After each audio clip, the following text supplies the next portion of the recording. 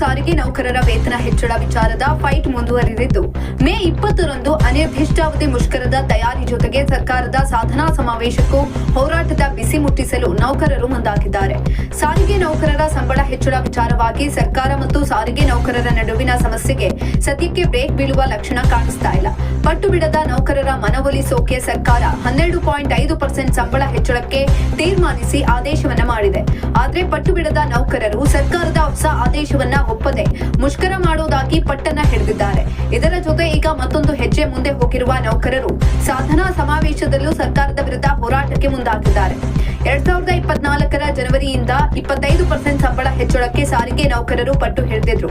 ಕಳೆದ 20 ದಿನದ ಹಿಂದೆ ಸರ್ಕಾರ 7% ಏರಿಕೆ ಮಾಡೋದಾಗಿ ತಿಳಿಸಿತ್ತು. ಇದಕ್ಕೆ ನೌಕರರು ಒಪ್ಪದೇ ಇದ್ದಾಗ ನೇರವಾಗಿ ಸಾರಿಗೆ ಸಚಿವರೇ ಮತ್ತೊಂದು ಸಭೆಯನ್ನ ಮಾಡಿ ನೌಕರರ ಸಂಘಟನೆಗಳ ಮನವೊಲಿಸುವ ಪ್ರಯತ್ನವನ್ನ ಮಾಡಿದ್ರು. ಆದ್ರೆ ಆಗಲೂ ಕೂಡ ಸಾರಿಗೆ ಮುಖಂಡರು ಒಪ್ಪದೆ ಸಭೆ ವಿಫಲವಾಗಿತ್ತು. ಬಳಿಕ ಸಾರಿಗೆ ನೌಕರರ ಬೇಡಿಕೆ ನಿರ್ಧಾರ ಸಿಎಂ ಅಂಗಳಕ್ಕೆ ತಲುಪಿತ್ತು. ಈ ಬಗ್ಗೆ ಸಾರಿಗೆ ಸಚಿವರು ಅಧಿಕಾರಿಗಳ ಜೊತೆ ಚರ್ಚಿಸಿದ ಸಿಎಂ ಕೊನೆಗೆ 2025ರ ಮಾರ್ಚ್ನಿಂದ ಅನ್ವಯವಾಗುವಂತೆ 12.5% ಏರಿಕೆಗೆ ಒಪ್ಪಿ ಆದೇಶವನ್ನ ಹೊರಡಿಸಿ ನೌಕರರನ್ನ ಸಮಾಧಾನ ಪಡಿಸಲು ಮುಂದಾದರು. ಇದಕ್ಕೂ ಬಗ್ಗದ ನೌಕರರು ತಮ್ಮ ಬೇಡಿಕೆ ಈಡೇರಿಸಲೇಬೇಕು, ಇಲ್ಲದಿದ್ರೆ ಮುಷ್ಕರ ಎದುರಿಸಿ ಅಂತ ಸರ್ಕಾರಕ್ಕೆ ಎಚ್ಚರಿಕೆಯನ್ನ ಕೊಟ್ಟಿದ್ದಾರೆ.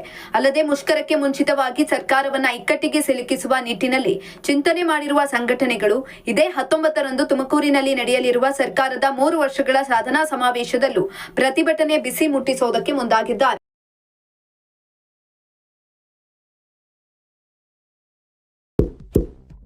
ಇಂತಹ ಇನ್ನಷ್ಟು ವಿಡಿಯೋಗಳಿಗಾಗಿ ಲೈಕ್ ಮಾಡಿ, ಫಾಲೋ ಮಾಡಿ, ಶೇರ್ ಮಾಡಿ.